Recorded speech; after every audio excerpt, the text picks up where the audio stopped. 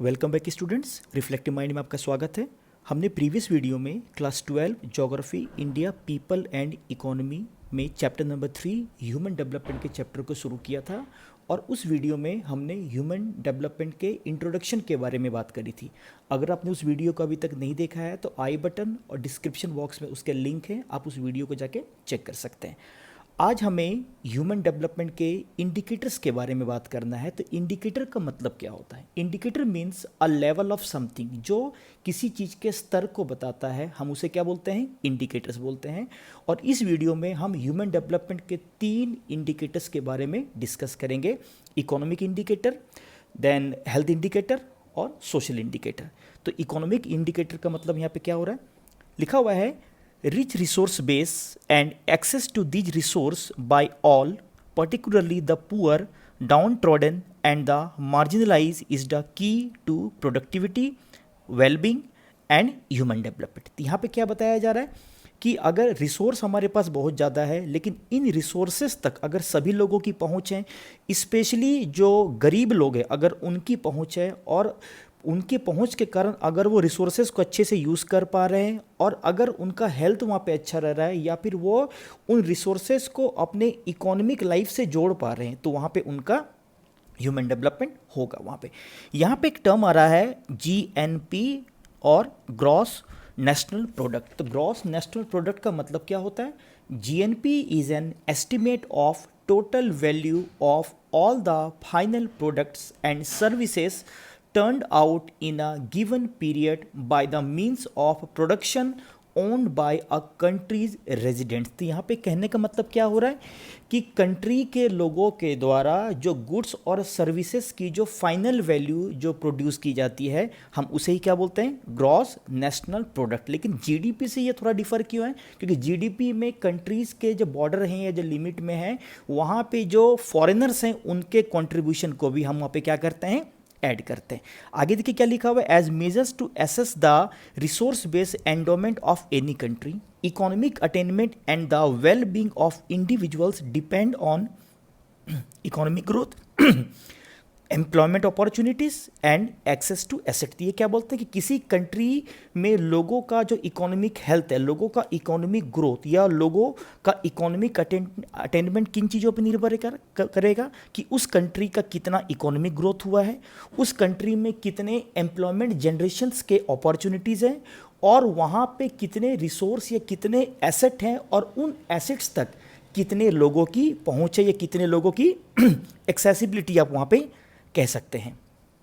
अगले स्लाइड में अगर देखें अगले स्लाइड में यहाँ पे ये लिखा हुआ है कि देखिए यहाँ पे अगर आप टेबल 3.2 को देखें तो टेबल 3.2 में यहाँ पे पॉवर्टी के बारे में एक यहाँ पे डेटा दिया हुआ है। इसमें इंडिया के ओवरऑल पॉवर्टी के बारे में भी दिया हुआ है कि इंडिया की जो ओवरऑल और जो पॉवर्टी इन परसेंटेज कितनी है, 21.92%। और इसमें अलग अलग स्टेट्स में भी आप देख सकते हैं कि पॉवर्टी क्या है या फिर परसेंटेज ऑफ पीपल क्या है जो पॉवर्टी लाइन या बिलो पॉवर्टी लाइन है। अगर पॉवर्टी लाइन की बात करें तो पॉवर्टी लाइन को हम कुछ यूँ डिसाइड करते हैं कि स्टेट के द्वारा या सेंट्रल गवर्नमेंट के द्वारा कुछ एक आप बोल सकते हैं कि पैसे की या कुछ फाइनेंशियल रिसोर्सेज की कुछ एक कैटेगरी डिसाइड की जाती है और अगर उसमें से वैसे पीपल या वैसे पीपल जिनका इनकम इस इनकम रेंज से ज़्यादा होता है उन्हें हम लोग बोलते हैं एपीएल। एपीएल का मतलब होता है अबव पॉवर्टी लाइन। और जिनका इनकम उस आप बोल सकते हैं कि लिमिट से कम होता है या उस फाइनेंशियल लिमिट से कम होता है जो स्टेट या सेंट्रल गवर्नमेंट के द्वारा डिसाइड की जाती है, उसे बोलते हैं बीपीएल। तो बीपीएल का मतलब क्या है? Below poverty line. और एपीएल का मतलब क्या है? Above poverty line. तो यहाँ पे क्या लिखा हुआ है कि the percentage of persons below the poverty line in 2011-12 has been estimated as 25.7% in rural areas and 13.7% in urban areas. तो आप यहाँ पे क्या देख पा रहे हैं कि अर्बन एरिया की तुलना में रूरल एरिया में जो बिलो पॉवर्टी लाइन का जो परसेंटेज है वो ऑलमोस्ट डबल है। आपको इन डेटा को याद नहीं करना है, आपको बस एक दिमाग में ये रखना है कि रूरल एरियाज में बीपीएल परसेंटेज ज़्यादा है और अर्बन एरियाज में बीपीएल परसेंटेज कम है। और अगर इंडिया के ओवरऑल बीपीएल परसेंटेज को देखें तो वो 21.9% दिखता है। अब यहाँ पे अलग अलग स्टेट के बीपीएल परसेंटेज को भी अभी हम लोग यहाँ पे कंपेयर करेंगे। क्या लिखा हुआ आगे? The data of poverty for the states like Chhattisgarh, Jharkhand, Manipur, Arunachal Pradesh, Assam, Bihar, Jharkhand, Madhya Pradesh, Manipur, इन सबों में देखें तो यहाँ पे जो पॉवर्टी का जो परसेंटेज है, ये बिलो पॉवर्टी लाइन रहने वाले लोगों की संख्या अबव 30% दिखती है।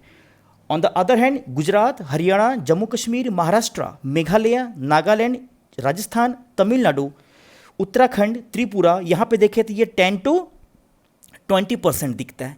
लेकिन on the other hand Andhra Pradesh, Delhi, Goa, Himachal, Kerala, Punjab, Sikkim, Puducherry, Andaman Nicobar, यहाँ पे जो बिलो पॉवर्टी लाइन का परसेंटेज वो आप 10% से भी आप नीचे देख सकते हैं। अगर हम इस डेटा को स्टडी करें तो यहाँ पे एक सवाल आ सकता है कि किस स्टेट में बिलो पॉवर्टी लाइन पॉपुलेशन का परसेंटेज सबसे ज़्यादा है। तो आप यहाँ पे देख सकते हैं छत्तीसगढ़ का। ये आपका एग्जाम्पल या ये डेटा आपको ध्यान रखना है कि छत्तीसगढ़ में एज पर डेटा 2011-12 जो है the percentage of population below poverty line is 39.93। सबसे ज़्यादा कहाँ पे है below poverty line percentage? Chhattisgarh में, है ना। आप उस कैटेगरी में अदर स्टेट्स को भी देख सकते हैं, लाइक झारखंड 36.96% आप देख सकते हैं, बिहार 33.74% देख सकते हैं, ठीक है। लेकिन अगर आपसे ये सवाल पूछ लिया जाए कि किस स्टेट में बिलो पॉवर्टी लाइन परसेंटेज सबसे कम है या अबव पॉवर्टी लाइन पॉपुलेशन सबसे ज़्यादा है, तो किस स्टेट में अगर आप देखें इंक्लूडिंग अगर आप यूटी करें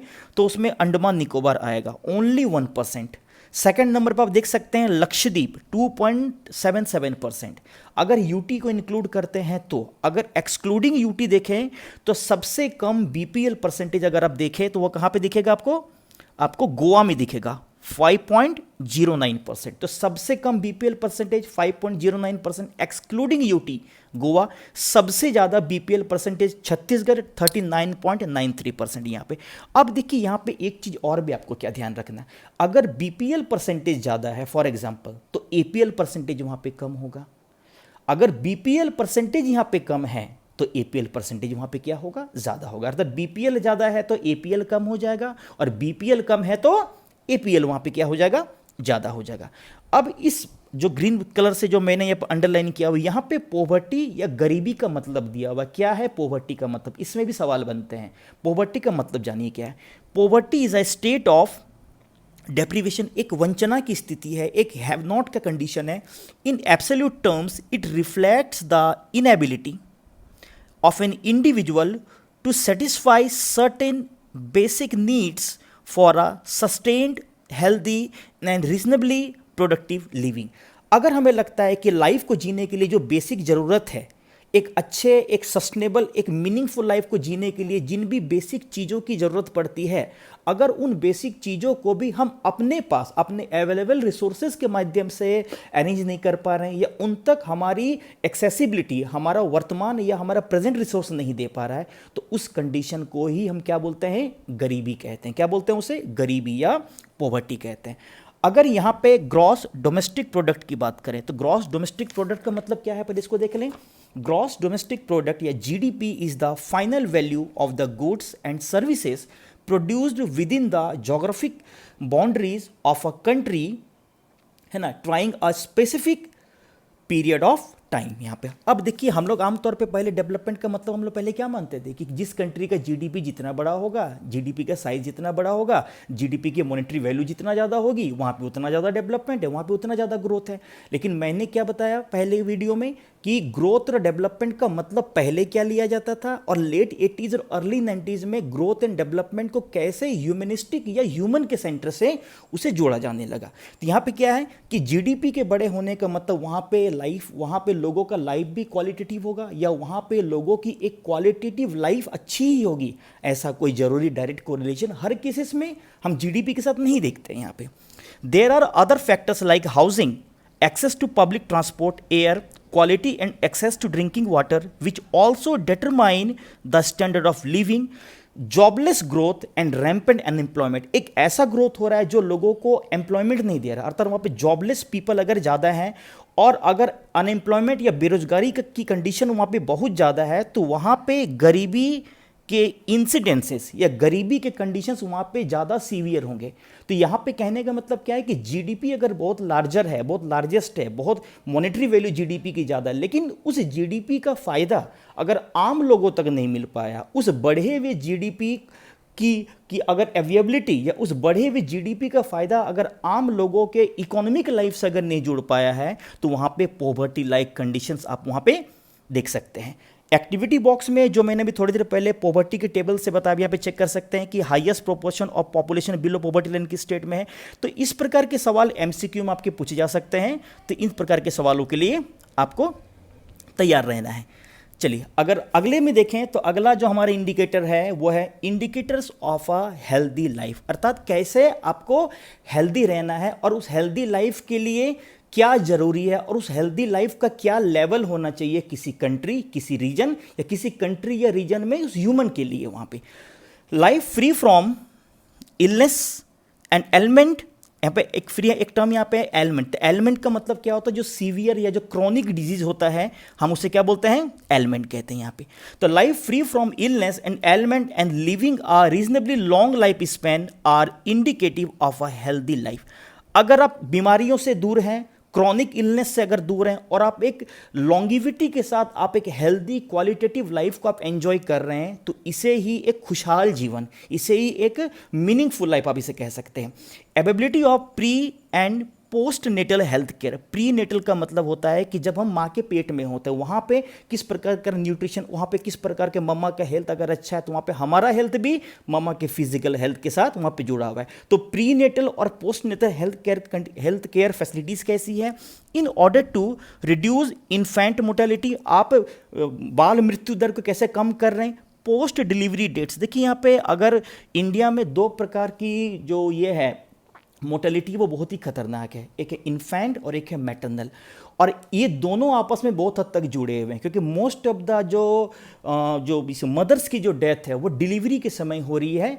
और उसके साथ ही अगर कहा जाता है कि उसके साथ ही अगर 18 साल से पहले अगर कोई भी लड़की या कोई भी गर्ल अगर माँ बन रही है तो वहाँ पे मैटरनल मोर्टेलिटी रेट और इन्फेंट मोर्टेलिटी रेट, ये दोनों केसेस वहाँ पे आमतौर पे ज़्यादा दिखते हैं। तो इसीलिए कहा जाता है कि जो चाइल्ड मैरिज को बंद करना है, ख़त्म करना है, वो एक ऑफेंस है और लड़कियों की शादी 18 साल के बाद ही होनी चाहिए ताकि वहाँ पे एक मैटरनल हेल्थ को और वहाँ पे इन्फेंट के हेल्थ को हम क्या कर सकें, बचा सकें या सेव कर सकें। वहाँ पे among mothers old age health care है ना, हमारे जो ओल्ड पर्सन है जो सोसाइटी के लिए एक बहुत ही रिच रिसोर्स है, हम उनको बचा पा रहे हैं नहीं बचा पा रहे हैं। एडिक्वेट न्यूट्रिशन, एडिक्वेट न्यूट्रिशन का मतलब क्या होता है कि एक होता है कि जीवन व्यतीत करना और एक होता है कि अच्छे स्वास्थ्य के साथ जीवन व्यतीत करना। हम लोग फूड सिक्योरिटी की बात करते हैं, we all are secured in terms of food, लेकिन क्या हम सभी न्यूट्रिशनली सिक्योर हैं? हमारे पेट में खाना है, भोजन है, लेकिन क्या हमारे पेट में पोषण है, हमारे शरीर में पोषण है? इसके बारे में भी सोचना है। तो यहाँ पे न्यूट्रिशन को भी सपोर्ट करना है, ये एडिशनल एडिक्वेट न्यूट्रिशनल सपोर्ट की भी ज़रूरत है एक हेल्दी मीनिंगफुल लॉन्गिविटी वाली लाइफ के लिए।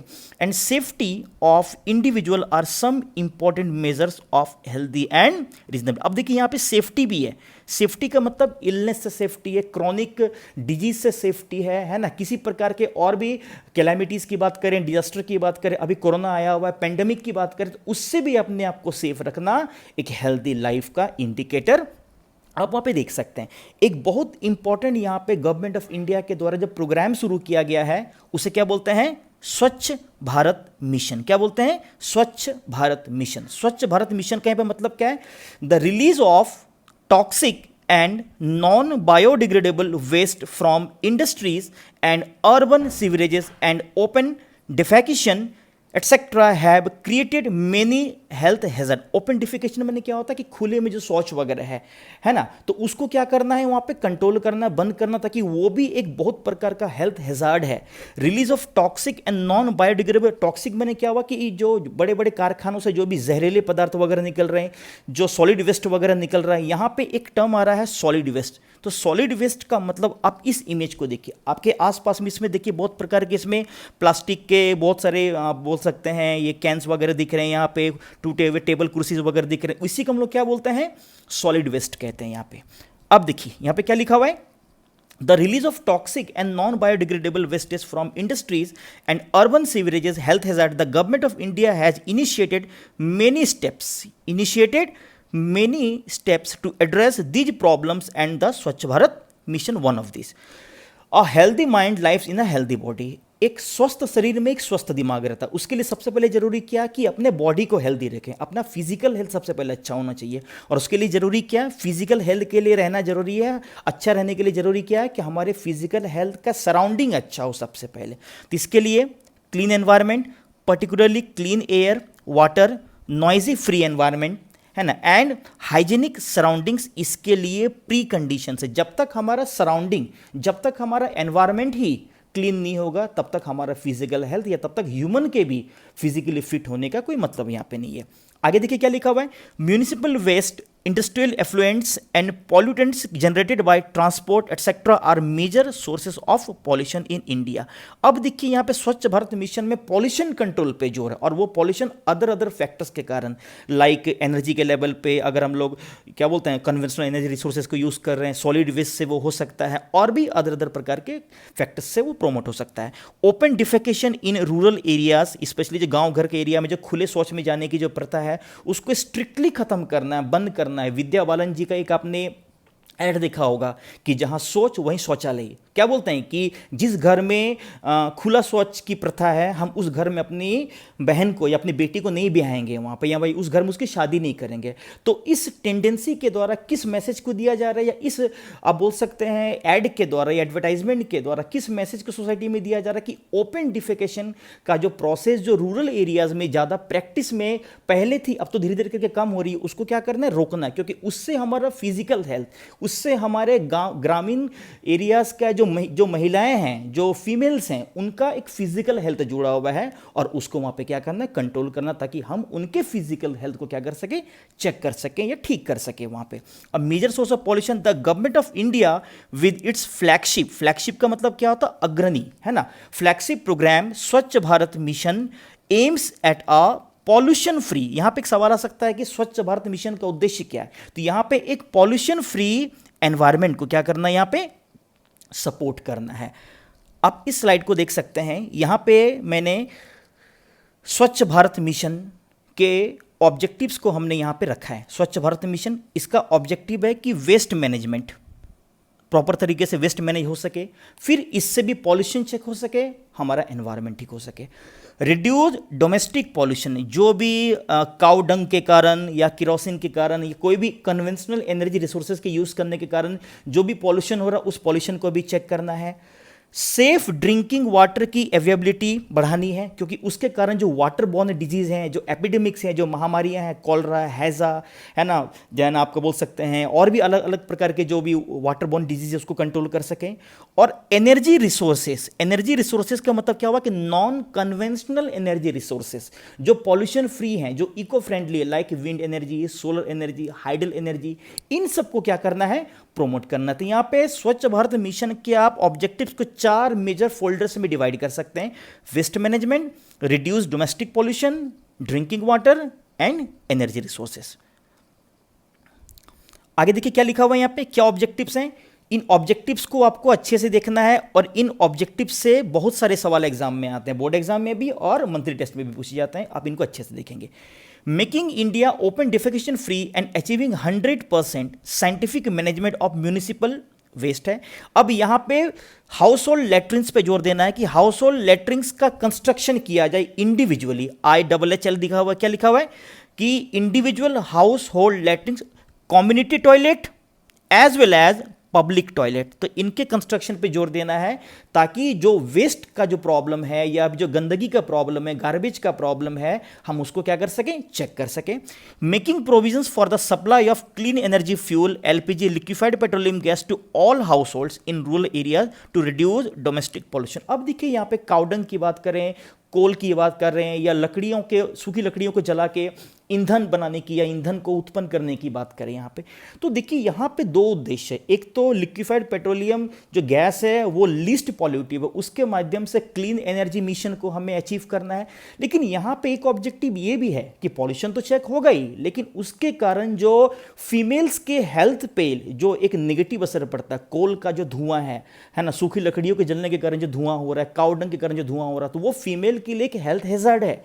तो यहाँ पे दो फोल्ड ऑब्जेक्टिव है, एक है पॉल्यूशन को चेक किया जाए और दूसरा है रूरल एरियाज में फीमेल्स के लाइफ को एक क्वालिटेटिवली इंप्रूव किया जाए, उनसे डिपेंडेंसी को हटा के और LPG like clean energy sources पे डिपेंडेंसी को बढ़ा के। नेक्स्ट है providing portable drinking water to every household to control the spread of waterborne diseases, and the last one, promotion of the use of non-conventional or non-traditional energy resources like wind, solar, etc. चलिए अब यहाँ पे literacy rates के बारे में यहाँ पे कुछ बातें लिखी हुई है। लिटरेसी, अगर आप इंडिया के लिटरेसी को देखें एज पर 2011 तो 74.4% दिखता है यहाँ पे। फीमेल लिटरेसी में लगभग 9% का on an average national gap दिखता है, नेशनल परसेंटेज सब यहाँ पे देख सकते हैं। यहाँ पे सबसे कम लिटरेसी या सबसे कम लिटरेसी का रेट कहाँ पे, ये सवाल कई बार आता है, तो ओवरऑल कहाँ पे है, बिहार में आप देख सकते हैं। लेकिन बिहार में ओवरऑल लिटरेसी ही कम नहीं है, वहाँ पे फीमेल लिटरेसी का रेट भी बहुत क्रिटिकल, ऑलमोस्ट 53% के आसपास आप देख सकते हैं। But on the other hand किस स्टेट की लिटरेसी सबसे ज़्यादा है? जब हमने ह्यूमन डेवलपमेंट में केरला की बातें करी थी अपने प्रीवियस वीडियो में, तो देखिए literacy, education, human development, health, access to resources, ये कुछ ऐसे कंपोनेंट्स है, करेंगे अभी थोड़ी देर में, जिनको आप एक दूसरे से अलग अलग करके बिल्कुल ना देखें। इन सभी को एक दूसरे के साथ टाई अप करके या एक दूसरे के साथ जोड़ के देखने की ज़रूरत है। यहाँ पे केरला का नेशनल एवरेज 93.91% लिटरेसी में है, आप देखिए, लेकिन फीमेल लिटरेसी भी वहाँ पे अराउंड 92% के आसपास है। तो ओवरऑल लिटरेसी में केरला इंडिया में नंबर 1 है नेशनल एवरेज के पॉइंट ऑफ व्यू से, और फीमेल लिटरेसी में भी वहाँ पे परसेंटेज या वहाँ का कंडीशन बहुत ही अच्छा हमें दिखता है। चलिए अब आगे इसी अगर हेल्थ की बात करें, जो हेल्थ इंडिकेटर पे बात कर रहे थे, यहाँ पे क्या कौन सी बातें लिखी हुई है, और यहाँ पे कुछ महत्वपूर्ण बातें, कुछ यहाँ पे डेटा परसेंटेज में रॉ डेटा दिया हुआ है, उन डेटा को हमें रटना नहीं है, याद नहीं करना है, बस ट्रेंड को समझना है कि क्या इंप्रूवमेंट पहले की तुलना में हुआ है या उसमें और इंप्रूवमेंट समय के साथ किए जाने की जरूरत है। यहाँ पे India has done reasonably well in some of the health indicators like decline in death rate from 25.1 per thousand in 1951 to 6.5 per thousand in 2015। अब देखिए यहाँ पे दिख रहा है इन्फेंट मोर्टेलिटी रेट जो 148 था वो अब 37 आ चुका है।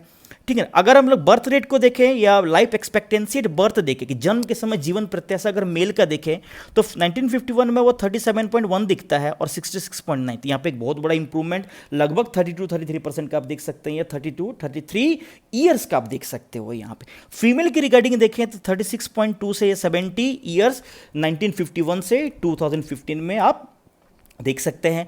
अगर बर्थ रेट देखें तो बर्थ रेट में यहाँ पे एक डिक्रीजिंग ट्रेंड दिखता है, जो 40.8 1951 में था और 20.8 ये 2015 का आप यहाँ पे देख सकते हैं। इसे अगर हम टेबल के माध्यम से समझे तो ये देखिए यहाँ पे मैंने थोड़ा सा सिंप्लीफाई करने के लिए बताया है। अगर आप हेल्थ इंडिकेटर को देखें तो 51 में 25.1 पर थाउजेंड डेथ रेट था, आप देखिए, है ना, और 2015 में ये बहुत ही कम होकर 6.5 पर थाउजेंड हमें दिखता है। अगर हम इन्फेंट मोर्टेलिटी को देखें, इन्फेंट मोर्टेलिटी को देखें तो 51 में 148 पर थाउजेंड था और ये 2015 में 37 पर थाउजेंड आ गया। तो यहाँ पे आप बोल सकते हैं कि हेल्थ के फील्ड में हमारा बहुत इंप्रूवमेंट हुआ है। हमने क्वालिटेटिव हेल्थ फैसिलिटीज़ को या क्वालिटेटिव हेल्थ फैसिलिटीज़ के एम को अचीव किया है, लेकिन उसे और ज़्यादा अचीव करने की या उसमें और ज़्यादा सुधार लाने की ज़रूरत आप कह सकते हैं। यहाँ पे अनदर हेल्थ इंडिकेटर्स में देखें तो 51 और 2015 का फिर हम यहाँ पे ईयर का कंपैरिजन कर रहे हैं। लाइफ एक्सपेक्टेंसी एट बर्थ अगर आप मेल का देखें 51 में 37.1 ईयर था और वो 2015 में 66.9 ईयर, यहाँ पे भी एक बहुत बड़ा, लेकिन यहाँ पे change specially life expectancy at birth female का अगर आप देखें तो ये बहुत बड़ी अचीवमेंट हमारी कह सकते हैं आप। वो क्या है कि 1951 में 36.2 ईयर था फीमेल का life expectancy at birth for female, लेकिन 2015 में ये 70 ईयर दिखता है। ये बहुत बड़ा इंप्रूवमेंट है आप अगर देखें, कंपैरिजन करें यहाँ पे। चलिए अगर हम लोग बर्थ रेट की बात करें, जो 1951 में 40.8 था वो अब 20.8 दिखता है यहाँ पे। तो यहाँ पे भी आप देख सकते हैं इन सभी एग्जाम्पल के द्वारा कौन सी बातें यहाँ पे रखने की कोशिश की जा रही है कि हमने हेल्थ फील्ड में या हेल्थ इंडिकेटर के फील्ड में हमने अच्छा काम किया है, लेकिन वहाँ पे और ज़्यादा अच्छे काम किए जाने की ज़रूरत है। आगे, the situation is more alarming when seen in the context of gender specific. एक जेंडर गैप यहाँ पे हमें दिखता है। और याद करें हमने एक टर्म यूज़ किया था एज एंड सेक्स रेशियो, कि पर 1000 मेल के पीछे हाउ मेनी फीमेल्स, और एज सेक्स रेशियो से हमें ये पता चलता है कि सोसाइटी में क्या मेल और फीमेल का कंडीशन है, सोसाइटी में मेल और फीमेल का क्या कंट्रीब्यूशन है, और क्या फीमेल के प्रति हमारी सोसाइटी का एक रिस्पेक्ट फिगर दिखता है वहाँ पे। The situation is more alarming. Gender specific and rural and urban health indicates India has recorded declining female sex ratio. Declining female sex ratio का मतलब क्या हुआ कि डे टू डे अगर आप देखें, हालांकि कुछ एक्सेप्शन भी यहाँ पे हैं स्टेट्स का अगर देखें तो सेक्स रेशियो पर 1000 की पीछे हमने लाटविया का देखा था वर्ल्ड में, वो बहुत ज़्यादा, सबसे ज़्यादा वहाँ पे, लेकिन इंडिया उन कंट्रीज़ में है जहाँ पे पर 1000 मेल्स के पीछे फीमेल की संख्या कम दिखती है, और ये एक बहुत ही अलार्मिंग सिचुएशन आप कह सकते हो। The findings of 2011 census of India are very distribution, particularly case of child sex ratio में ये कंडीशन और भी खतरनाक। अगर 0.6 ईयर तक के बच्चों में मेल और फीमेल का चाइल्ड सेक्स रेशियो निकाले, उसमें एक्सेप्शन ऑफ केरला, अगर सिर्फ केरला को छोड़ दें जो एजुकेशन में नंबर 1 है, लिटरेसी में नंबर 1 पे है ना, HDI में नंबर 1 पे है, ह्यूमन डेवलपमेंट रिपोर्ट में इंडिया के मामले में as per planning commission report number 1 पे है, और वहाँ पे सेक्स रेशियो में भी वहाँ पे बहुत अच्छी स्थिति आप कह सकते हो वहाँ पे, लेकिन उसके अलावा बाकी किसी भी स्टेट्स में स्थिति is not much very satisfying. The child sex ratio has declined in all the states and it's most alarming in Haryana and Punjab where below 850। सोचिए क्या कंडीशन है, 1000 मेल्स या 0.6 ईयर के बच्चों के पीछे फीमेल बच्चों की संख्या 0.6 में कितनी है, बिलो 850 है in Punjab and Haryana. Female children, what factors are responsible for, is there any social attitude, scientific method, sex determination. हमने कहा था कि एक जो सोशल डिस्क्रिमिनेशन है ना, वहाँ पे जो आप बोल सकते हैं भ्रूण हत्या, ऑनर किलिंग, इसके अलावा एक जो सबसे बड़ा जो ये नहीं बोलता कि अल्ट्रासाउंड साइंटिफिक टेक्निक के द्वारा जो प्री बर्थ जो सेक्स डिटरमाइनिंग या सेक्स आइडेंटिफाइंग जो प्रोसेस है, उसके कारण भी वहाँ पे 0 to 6 ईयर में आप देख सकते हैं चाइल्ड सेक्स रेशियो पंजाब और हरियाणा जैसे राज्यों में बहुत ही सीवियर, बहुत ही खतरनाक है। इस स्थिति पर भी थोड़ा सा विचार किए जाने की ज़रूरत है। And the last the most important indicator is social indicator, और यहीं पे हमने डेवलपमेंट को किससे जोड़ा है, फ्रीडम से जोड़ा है। इस पॉइंट पे स्पेशली ध्यान देंगे। डेवलपमेंट इज फ्रीडम, फ्रीडम को डेवलपमेंट से किन्होंने जोड़ा था, अमर्त्य सेन ने जोड़ा था, और डेवलपमेंट को एनलार्जिंग चॉइसेस से किन्होंने जोड़ा था, महबूबुल हक ने जोड़ा था। तो development is freedom, freedom from hunger, poverty, servitude. यहाँ पे एक टर्म आया है सर्विट्यूड का मतलब क्या होता है, बॉन्डेज, जहाँ पे लिबर्टी नहीं होती है, lack of liberty like condition को हम लोग सर्विट्यूड कहते हैं। Bondage, ignorance, illiteracy and any other forms of domination is the key to human development. अगर ये सारी चीज़ें अगर कहीं पे तो वहाँ पे ह्यूमन डेवलपमेंट नहीं हो सकता। हंगर है, पॉवर्टी है, सर्विट्यूड है, बॉन्डेज है, any other domination.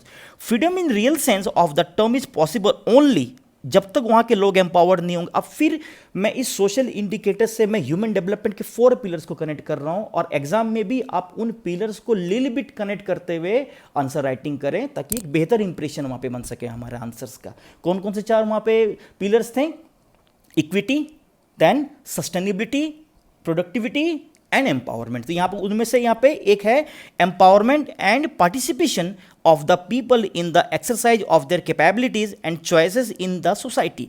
Access to knowledge about the society and environment are fundamental to freedom. Literacy is the beginning of access to such knowledge and freedom. इस चीज़ को और अच्छे से समझने के लिए मैंने एक यहाँ पे फ्लो चार्ट बनाया है। आई होप इस फ्लो चार्ट के माध्यम से आप इस सोशल इंडिकेटर को और अच्छे से समझ सकें, उसके कंपोनेंट के इंटरलिंकिंग्स को। अब देखिए यहाँ पे कौन सी बातें बताई जा रही है। यहाँ पे hunger, poverty, servitude, bondage, illiteracy, और यहाँ पे क्या था, इलिटरेसी, और इसके साथ यहाँ पे था एक और कोई फैक्टर था, मैं भूल रहा हूँ यहाँ पे। इनसे फ्रीडम जरूरी है। इनसे क्या जरूरी है? फ्रीडम। लेकिन इसके लिए वे क्या है, कैसे ये होगा? जब तक लोग एम्पावर्ड नहीं होंगे, जब तक स्पेशली वीमेंस का, पीपल में भी स्पेशली वीमेंस का एम्पावरमेंट नहीं होगा, और उनका जब तक पार्टिसिपेशन नहीं होगा।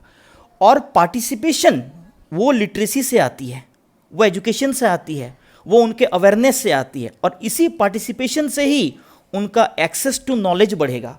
और इसी एक्सेस टू नॉलेज किससे बढ़ेगा? हमारे लिटरेसी, हमारे 3R, 7 ईयर तक का कोई भी ह्यूमन, 7 ईयर तक का कोई भी ह्यूमन रीड कर सकता है, राइट कर सकता है, या रिथमेटिक प्रोग्रेशन में, कंप्यूटेशनल एबिलिटीज़ में, न्यूमेरिकल एबिलिटीज़ में कंफर्टेबल हो सकता है। उसे क्या बोलते हैं? लिटरेसी कहते हैं, एज पर सेंसस इंडिया, है ना। और इस अगर लेकिन आप इन सभी को देखें, फ्रीडम हमारे एक्सेस टू नॉलेज से भी जुड़ा हुआ है, और एक्सेस टू नॉलेज से भी फ्रीडम आता है। फ्रीडम हमारे एम्पावरमेंट, पार्टिसिपेशन से, और एम्पावरमेंट और पार्टिसिपेशन से भी हमारा फ्रीडम जुड़ा हुआ है। लिटरेसी से फ्रीडम आती है, और फ्रीडम भी हमारी लिटरेसी को प्रमोट करती है। तो आप इस फ्लो चार्ट या इस प्रकार के फ्लो चार्ट, आपके अकॉर्डिंग भी ऐसे अच्छे और या इससे भी अच्छे फ्लो चार्ट बन सकते हैं, बना सकते हैं आप। उन फ्लो चार्ट को भी आप अपने आंसर राइटिंग में जगह जरूर दें, ताकि एक बेहतर इंप्रेशन और एक बेहतर आंसर राइटिंग हमारे द्वारा हो सके वहाँ पे।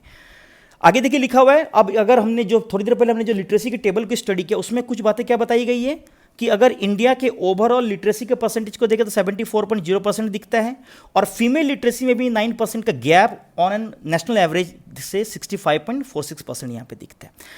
अगर टोटल लिटरेसी को देखें और फीमेल लिटरेसी को देखें तो जितने भी साउथ इंडियन स्टेट्स हैं वहाँ पे कंडीशंस बहुत ही अच्छी है। आप डेटा से या उस टेबल से आप इसको चेक कर सकते हैं। चलिए, there are wide regional disparity, इसमें भी बहुत सारे वेरिएशन दिखता है। अगर बिहार में देखें, जो मैंने थोड़ी देर पहले बताया, बिहार में नेशनल एवरेज के पॉइंट ऑफ व्यू से लिटरेसी बहुत ही कम है, और फीमेल लिटरेसी भी वहाँ पे बहुत ही कम दिखती है।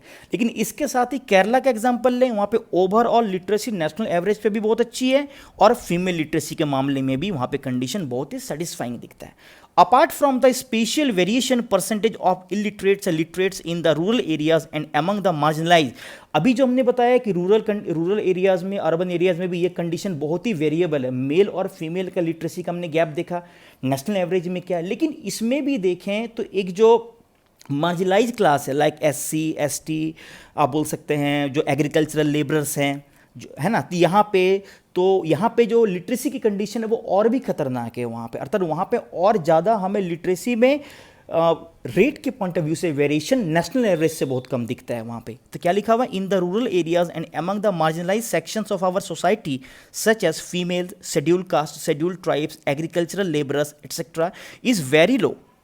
It is worth mentioning here that though there has been improvement in the percentage of literates, literacy हर 10 साल के बाद सेंसस में हमें बढ़ती हुई दिखती है, लेकिन क्या रूरल और अर्बन एरियाज में जो गैप है, रिच और पुअर के बीच में जो गैप है, क्या उस गैप को हम कर पा रहे हैं?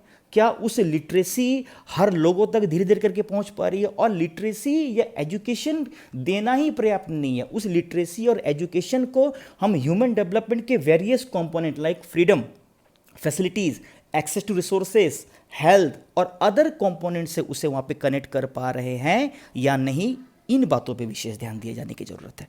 Improvement among the marginalise section, yet the gap between the richer and the marginalise sections of the population has increased over the years. तो इस डिस्कशन के माध्यम से हमने ह्यूमन डेवलपमेंट के 3 इंडिकेटर बोले तो economic attainments, then health factors या health indicators and social indicators के बारे में यहाँ पे डिस्कशन करके यहाँ पे कंसेप्ट को क्लैरिफाई करने की कोशिश करी है. आई होप इस डिस्कशन से इंडिकेटर्स के बारे में आपकी एक समझ बन पाई होगी. Thank you so much all.